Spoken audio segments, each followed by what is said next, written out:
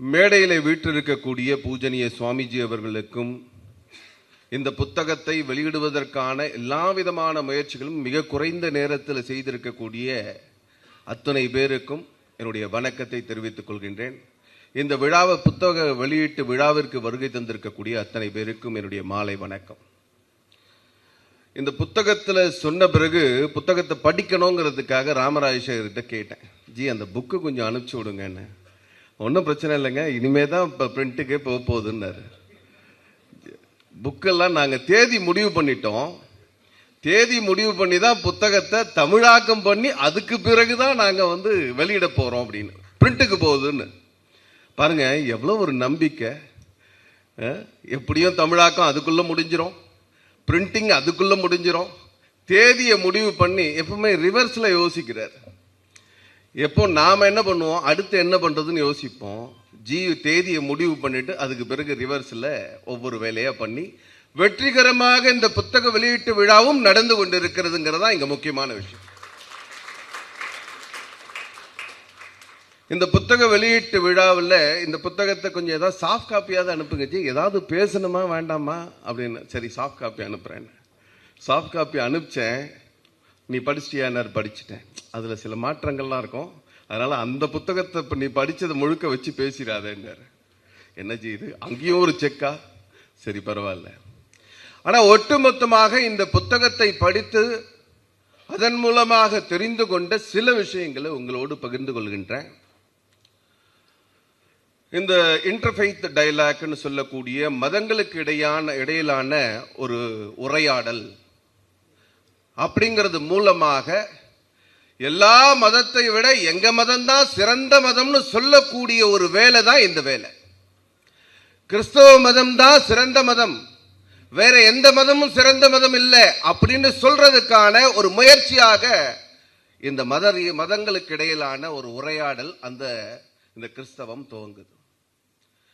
ஆனா அன்பு மதம், எல்லோரையும் சமமாக பார்க்கக்கூடிய மதம் அப்படின்லாம் சொல்லக்கூடிய அந்த மதம் உலகத்தில் அதிகமான எண்ணிக்கையில மக்களை மதத்தின் பெயரால படுகொலை செய்திருக்கக்கூடிய, நாடு பிடிக்கக்கூடிய வேலையில ஈடுபட்ட மதம் இந்த கிறிஸ்தவ மதம்.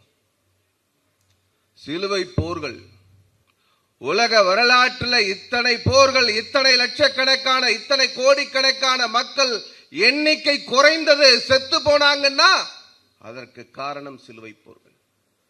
ஆனா சிலுவை போர்களை நடத்தி பல பேரை சாகடிச்ச, பல லட்சக்கணக்கான மக்களை சாகடித்தவர்களுக்கு அந்த மதத்திற்கு அன்பு மதம் பேர் என்ன?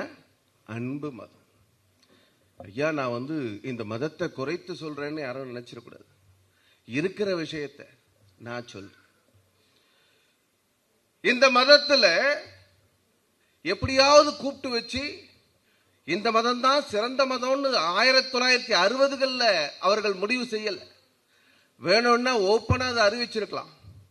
ஆனா அதுக்கு முன்னாடியே 1800 1900க்கு ஆரம்ப காலகட்டத்தில் சிகாகோவில் சர்வமத மாநாடு நடக்கிறது.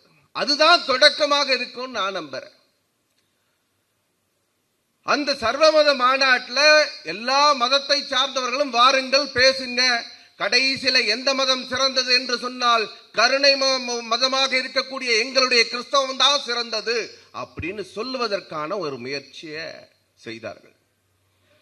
பாவம் நம்ம ஊர்ல இருந்து, நம்ம தமிழ்நாட்டில இருந்து சில பேர் முயற்சி பண்ணி இங்கிருந்து ஒரு நரேந்திரனை, விவேகானந்த சுவாமிய நீ அமெரிக்காவில் போய் சிகாகோவில் அந்த சர்வமத மாநாட்டில் நீங்க பேசுங்கன்னு அனுப்பி வைத்தார்கள்.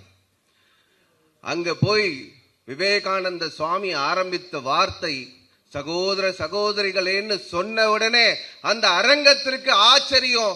சகோதர சகோதரிகளா, முன்ன பின்ன பார்க்காத ஒருவர் என்னை பார்த்து சகோதர சகோதரின்னு சொல்றாங்களேன்னு அன்னைக்கு கைத்தட்ட எல்லாம் எழுந்து நின்று கைத்தட்டினார்களாம். இதெல்லாம் நமக்கு தெரியும். அப்படிப்பட்ட இவர்களுடைய நோக்கம் ஏதோ எல்லா மதத்தையும் சரியா நடத்துறது இல்லை, எங்க மதம் தான் சிறந்த மதம் காண்பிப்பதற்கான முயற்சியாகத்தான் அது இருந்தது. தமிழ்நாட்டை பொறுத்த வரைக்கும் திருப்பரங்குன்றத்துக்கு முன்னாடி, திருப்பரங்குன்றத்துக்கு பின்னாடி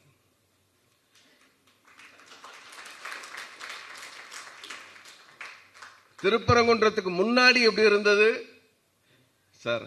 அன்னைக்கும் போராட்டம் இருந்தது, அன்னைக்கும் ஆர்ப்பாட்டம் இருந்தது. திருப்பரங்குன்றம் பின்னாடி. திருப்பரங்குன்றம் நீங்க தமிழ்நாட்டில் இந்த திருப்பரங்குன்றத்துக்கு இந்த அரசாங்கம் பயப்படுற மாதிரி ஒரு தொடை நடுங்கி ஒரு முதல்வர் எந்த மாநிலத்திலே எந்த காலத்திலே நடுங்கி இருக்க மாட்டாங்க. பிப்ரவரி 4ஆம் தேதி மதுரையில திருப்பரங்குன்றத்தில் ஒரு ஆர்ப்பாட்டம். ஆர்ப்பாட்டத்தை தடுத்து நிறுத்துறதுக்காக 144 இந்திய அரசியல் வரலாற்றிலே இல்லாத மாதிரி 144 தடை உத்தரவு. பாருங்க எந்த அளவுக்கு பயந்து போயிருக்காங்க. 144 தடை உத்தரவு போட்டு ஒரு 4 பேருக்கு மேல யாரும் சேர்ந்துடக்கூடாது, எல்லாத்தையும் தடை தடை. ஆனா முருகப்பெருமான் முடிவு பண்றார், நீ எத்தனை தடை போட்டாலும் உடைப்பதற்காக எங்க பூத கணங்களாக இந்து முன்னணியினுடைய பொறுப்பாளர்கள் தமிழகத்தில் இருக்கக்கூடிய அத்தனை முருக பக்தர்களும் ஒன்று சேருவார்கள் சொன்னார். 4ஆம் தேதி நீதிமன்றத்துக்கு போறோம், நீதிமன்றத்தில் அனுமதி வாங்குகின்றோம், நீதிமன்றத்தில் அனுமதி கொடுக்கப்படுகிறது. 3:20க்கு நீதிமன்றம் நீதி அரசர்கள் தீர்ப்பு சொல்றாங்க. 3:20க்கு அதே இடத்துல, அதாவது திருப்பரங்குன்றத்தில் ஆர்ப்பாட்டம் இல்லை, பழங்காநத்தத்தில் நடத்திக்கலான்னு தீர்ப்பு. 3:20க்கு அந்த தீர்ப்பை வாங்கிட்டு பழங்காநத்தம் போறாங்க. அந்த இடத்துக்கு போனா அதுக்கு முன்னாடி யாரும் தகவல் சொல்லல. நீதிமன்ற தீர்ப்பை பார்த்து 2000 பேர் 3:40க்கு அங்க நின்றுட்டு இருக்காங்க. யாரும் தகவல் சொல்ல. யார் தகவல் சொன்னது? முருகப்பெருமான் தகவல் சொல்லியிருக்கார். நேரமாக 5லிருந்து 6 மணி வரைக்கும் தான் ஆர்ப்பாட்டம். 1 மணி நேரம் ஆர்ப்பாட்டம். தலைவர்கள் எல்லாம் அந்த இடத்துக்கு வந்து சேர முடியல, அங்கங்க கைது செய்யப்பட்டிருக்கிறார்கள் வீட்டு சிறையில. 144 போட்டது என்னவோ மதுரைக்கு மட்டும்தான். ஆனா தமிழ்நாடு முழுக்க பல்வேறு இடங்கள்ல கைது செய்யப்பட்டிருக்கிறார்கள், அங்கெல்லாம் வர முடியல. ஆனா சரியா 4-5 மணிக்கு அங்க ஆர்ப்பாட்டம் துவங்கும் பொழுது இருந்த மக்கள், அந்த கூட்டத்துக்கு வந்த மக்கள் ஒரு 25,000 பேர் எப்படி வந்தாங்கன்னு தெரியல. அந்த இடத்துல கூட்டம் சேர்ந்த முருக பக்தர்கள் சேர்ந்தார்கள். அதனாலதான் திருப்பரங்குன்றத்துக்கு முன்னாடி திருப்பரங்குன்றத்துக்கு பின்னாடின்னு சொல்றாங்க. மீண்டும் இந்த நூலுக்கு உபவம். இந்த நூல் மிக தெளிவாக கிறிஸ்தவர்களுடைய திட்டம், இதெல்லாம் மதமாற்றம், இந்த விஷயங்கள் எல்லாம் சொல்லுது. நான் ஒரு விஷயத்தை பிடிக்கலன்னு சொன்னா நான் டாலரேட் பண்றேன். இவர் செய்யறார், என்ன பண்றது, அவர் செஞ்சுட்டு போட்டோம், டாலரேட், நான் சகிச்சுக்கிறேன் அப்படின்னு சொல்லி அவர் செய்யறது சகிச்சுக்கிட்டு இருக்கேன். கரெக்டா? நீ காலையில 5 மணிக்கு எனக்கு தேவையோ தேவையில்லையோ, நான் நல்லா 2 மணிக்கு படுத்து தூங்கினாலும், நைட் ஷிப்ட் முடிச்சிட்டு வந்தாலும், வெளியூர் பிரயாணம் பண்ணிட்டு வந்தாலும் 5 மணிக்கு நீ சத்தம் போடுவே, நான் கேட்டுக்கணும், நான் டாலரேட் பண்றேன், நான் சகிச்சிட்டு இருக்கேன். அப்படி இந்து மதம் எந்த இடத்திலையும் சொன்னதில்லை. எல்லா மதங்களுக்கும் அதற்குரிய இடத்தை கொடுக்கக்கூடியது இந்து மதம். ஆனா இந்த டாலரேட் சொல்றது, செக்யூலர்ங்கிற வார்த்தை, இதெல்லாம் இந்த கிறிஸ்தவத்திலிருந்து தொடங்கிய. ஏன் செக்யூலர்னு சொல்றாங்க? ஏன் செக்யூலர்? மதச்சார்பின்மை. இந்த மதச்சார்பின்மை யூரோப்ல உருவாகின விஷயம், ஐரோப்பாவில் உருவாகின விஷயம். ஆனா தேவையில்லாம இந்தியாவில் ஏற்கனவே இந்துக்கள் மதச்சார்பின்மையோடு இருக்கக்கூடியவர்கள் மத்தியில அரசியல் சாசன சட்டத்தில் முகவுரையில கொண்டு வந்து அதை சேர்க்கிறாங்க. தேவையில்லாத விஷயம். இந்த தேவையில்லாத விஷயங்களை புகுத்தி இருக்கிறார்கள். 2009 இந்த புத்தகத்துல சொல்லியிருக்கிற ஒரு விஷயம், 2009 இதே மாதிரி ஒரு மத ரீதியான ஒரு கலந்துரையாடல் நிகழ்ச்சி நடக்குது. அதுல தமிழ்நாட்டில இருந்து நம்முடைய பூஜ்ய ஜெயேந்திர சரஸ்வதி சுவாமிகள் அவர்கள் கலந்து கொண்டிருக்கின்றார் அப்படின்னு சொல்லி, அந்த நிகழ்ச்சியில ஒரு விஷயத்தை ஜெயேந்திர சரஸ்வதி சுவாமிகள் அவர்கள் வலியுறுத்துகின்றார். என்னன்னு சொன்னா, என் மதம்தான் சிறந்தது, என் மதத்தை பின்பற்றாத அத்தனை பேரும் பாவிகள், அவர்கள் எல்லாம் இறைவனிடம் சேர மாட்டார்கள், இறைவன் அவர்களுக்கு அடைக்கலம் கொடுக்க மாட்டார், அவருக்கு மோட்சம் கிடைக்காது, அவர் மீண்டும் மறுஜென்மம் கிடைக்காது, இப்படி எல்லாம் சொல்லி நீங்க சொல்றீங்கல்ல. மறுஜென்மத்து மேல நம்பிக்கை இருக்கக்கூடிய ஒரே மதம் இந்து மதம். ஆனா இவர்களை புதைத்தால் மீண்டும் நாளைக்கு ஏதோ ஒரு சமயத்துல திரும்ப வந்து கடவுள் எழுப்புவாருன்னு சொல்லி எல்லாரையும் புதைச்சு வச்சுட்டு இருக்காங்க, காத்துட்டு இருக்காங்க. இயேசு வருகிறார், இயேசு வருகிறார், இதோ வந்து விட்டார், இதோ அருகாமையிலே வந்து விட்டார் அப்படின்னு சொல்லி தொடர்ந்து சொல்லிட்டு இருக்காங்க. அதனால இப்படி இந்த வார்த்தையானது, இந்த கடவுள் இயேசுவை நம்பாதவர்கள் அத்தனை பேரும் பாவிகள் சொல்ற வார்த்தை, இது அகற்றப்பட வேண்டும், இது ஏற்க இயலாது என்று சொன்னவர் நம்முடைய பூஜ்யனீய ஜெயேந்திர சரஸ்வதி சுவாமிகள். இதைத்தான் நாமளும் சொல்றோம். நம்முடைய வரலாறு, இந்த வரலாற்று புத்தகங்கள், மிகப்பெரிய வரலாற்று ஆய்வாளர் அர்னால்டு டாயம்பின்னு பேரு. அந்த டாயம்பி, அவருடைய மகன், மகள், மனைவி, இவங்க எல்லாம் கிறிஸ்தவத்துல ட்ரூ கிறிஸ்டியன் சொல்லுவாங்கல்ல, அந்த மாதிரி வாரம் தவறாம சர்ச்சுக்கு போகக்கூடியவங்க. அந்த அர்னால்டு டாயம்பி நிறைய புத்தகங்கள், அவர் எழுதிய புத்தகங்கள், அவருடைய ஆராய்ச்சி, அதுதான் மூலமாக இன்னைக்கு பல வரலாற்று நூல்கள் வந்து கொண்டிருக்கிறது. அந்த டாயம்பியினுடைய, அர்னால்டு டாயம்பியினுடைய மனைவி மரியம் டாயம்பி, அவனுடைய குழந்தை அந்த மரியம் டாயம்பியோட சேர்ந்து ஒவ்வொரு வாரமும் சர்ச்சுக்கு போகுது. ஆனா அர்னால்டு டாயம்பி வருவதில்லை. ஏன் சர்ச்சுக்கு மகன் அப்பா வரதில்லை, என்ன மட்டும் கூட்டிட்டு போறியே, ஏன் அப்பா வரதில்லைன்னு அந்த குழந்தை அம்மாவை பார்த்து கேட்குது.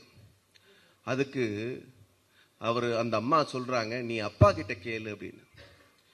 சர்ச்சுக்கு போயிட்டு வந்து அன்னைக்கு மாலை அப்பா கிட்ட கேட்குது அந்த குழந்தை, அப்பா நீ கிறிஸ்டியன் தானே? ஆமா. நீ ஏன் சர்ச்சுக்கு வர்றதில்லை, எங்களை மட்டும் போக சொல்ற அப்படின்னு. உடனே அந்த குழந்தைக்கு அப்பா சொல்றாரு, உலகத்தில் இருக்கக்கூடிய மக்கள், பெரும்பான்மையான மக்கள், அந்த பெரும்பான்மையான மக்கள்ல இயேசு கிறிஸ்துவை ஏற்றுக்கொள்ளாத அத்தனை பேரும் பாவிகள் என்று சொல்லி அவர்களை எல்லாம் தள்ளி வைக்கின்ற மதமாக இந்த கிறிஸ்தவ மதம் இருக்கிறது. நான் இயேசு கிறிஸ்துவை ஏற்றுக்கொள்கிறேன், ஆனால் இயேசு கிறிஸ்துவை பற்றி தவறான பிரச்சாரத்தை செய்து கொண்டிருக்கக்கூடிய இன்றைய பாதிரிகளை ஏற்றுக்கொள்ளவில்லை, ஆகவே நான் சர்ச்சுக்கு வரலைன்னு சொல்றேன். இயேசுவை ஏற்றுக்கொள்ளாத அத்தனை பேரும் பாவிகள், அவர்களெல்லாம் ரட்சிக்கப்பட மாட்டார்கள் அப்படின்னு சொல்ற விஷயம் இருக்குல்ல, அது ஏற்க முடியல. மத நல்லிணக்கம் எங்கெங்க வரும்? நீ உன்னோட மதத்தை பத்தி பேசு, உன்னோட மதத்தினுடைய பழக்க வழக்கங்களை பின்பற்று, பிரச்சனையே இல்லை. அப்படி சொன்னா மத நல்லிணக்கம் வரும். நான் பெரும்பான்மை ஆயிட்டேன், ஆகையினால திண்டுக்கல்ல இருக்கக்கூடிய பெருமாள் பட்டியில உன்னுடைய கோவில் வாசல்ல விலக்கேற்ற கூடாது என்று சொன்னால் அது மதச்சார்பின்மையா? அதுதான் மதச்சார்பின்மையா? அதுதான் மத நல்லிணக்கமா? இதுதான் கேள்வி, நம்ம கேள்வி. இந்த கிறிஸ்தவம் முதல்ல சொன்ன மாதிரி உலகம் முழுக்க சிலுவை போர்கள் மூலமாக நாடு பிடிக்கக்கூடிய கூட்டமாக இருந்தது.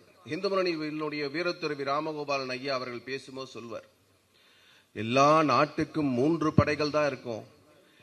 இந்த கிறிஸ்தவத்துல யாரெல்லாம் நாடு நடத்துறாங்களோ, நாடு பிடிக்க வருகிறார்களோ, அவர்களுக்கு 4வதாக ஒரு படை இருக்கும், அது பாதிரி படைன்னு சொல்வார். இந்த பாதிரி படை முதல்ல போய் அந்த நாட்டு மக்களை, உனக்கெல்லாம் முட்டாளு, உனக்கெல்லாம் ஒன்னும் தெரியாது, உனக்கு சரித்திரம் இல்லை, உனக்கு அறிவில்லை, நீ எல்லாம் முட்டாள், நாங்கெல்லாம் உங்களை பாதுகாக்க வந்தவர்கள் அப்படின்னு சொல்லி அந்த நாட்டு மக்களுடைய மூளையை மழுங்கடிக்க செய்யக்கூடிய வேலையை செய்யக்கூடியவர்கள் பாதிரியார். அதுக்கு பிறகு இந்த அவங்க ஆட்சியாளர்கள் வருவாங்க, அந்த கொஞ்சம் கொஞ்சமா இடத்தை பிடிப்பாங்க. அப்படி வீரத்துறவி ராமகோபாலன் அவர்கள் சொல்வார். இப்படித்தான் 1999 போப் இந்தியாவுக்கு வருகின்றார். வந்த உடனே ஒரு நாட்டினுடைய தலைவர், வாட்டிக்கன் நகரத்தினுடைய இத்தாலியினுடைய முக்கியமான ஒரு பொறுப்புல இருக்கக்கூடியவர், ஒரு குட்டி நாடு, அங்கிருந்து வராரு. அவருக்கான மரியாதை கொடுக்கணும்னு சொல்லி நம்முடைய அன்றைய பிரதமராக இருக்கக்கூடிய அடல் பிகாரி வாஜ்பாய் அவர்கள் ரெட் கார்பெட், ஒரு சிவப்பு கம்பளம் போட்டு வரவேற்கிறார். வந்தவர் என்ன பண்ணணும், வந்து அரசு நிகழ்ச்சியை முடிச்சுட்டு இன்னொரு கிறிஸ்தவ நிகழ்ச்சியில போய் கலந்துக்கிறாரு. முதல் 1000வது ஆண்டிலே ஐரோப்பா கண்டம் முழுவதும் கிறிஸ்தவ மயமாக்கி விட்டோம். 2வது 1000வது ஆண்டிலே ஆப்பிரிக்கா கண்டம் முழுவதையும் கிறிஸ்தவ மயமாக்கி விட்டோம். அடுத்த இந்த 1000வது ஆண்டிலே ஆசிய கண்டம் முழுவதையும் கிறிஸ்தவ மயமாக்க வேண்டும் என்பதே நம்முடைய லட்சியம், நோக்கம் அப்படின்னு சொல்லி பேசுறார். என்னைக்காவது ஒரு இந்து மதத்தினுடைய சன்னியாசிகளாவது, சுவாமிகளாவது நான் போய் யூரோப்பு முழுக்க இந்துமயமாக்குறேன், இல்ல ஆப்பிரிக்கா முழுக்க இந்துமயம் ஆக்குறேன்னு என்னைக்காவது எந்த சாமியாவது கிளம்பி இருக்காங்களா? இல்ல. ஆனால் இந்த கிறிஸ்தவம் இந்த நாட்டில் இந்த உலகத்தில் இருக்கக்கூடிய அத்துணை பேரையும் இயேசு கிறிஸ்து மயமாக மாற்றுவோம்ங்கிற வேலையில தொடர்ந்து ஈடுபட்டு கொண்டிருக்கிறார்கள். அதை நாம புரிந்து கொள்ள வேண்டும் என்பது இந்த புத்தகத்தினுடைய அடிப்படை நோக்கமாக இருக்கிறது என்று சொல்லி வாய்ப்புக்கு நன்றி கூறி விடைபெறுகிறேன். நன்றி, வணக்கம். இந்த பண்டிகை நாட்களை முன்னிட்டு வில்லா மனைகளை முன்பதிவு செய்து ஸ்டாம்ப் டியூட்டியில் 50% வரை தள்ளுபடி பெறுங்கள். Premium villa plots across Tamil Nadu from 4.5 lakhs to 3 crores. One layer G Square. For details call 8939750009.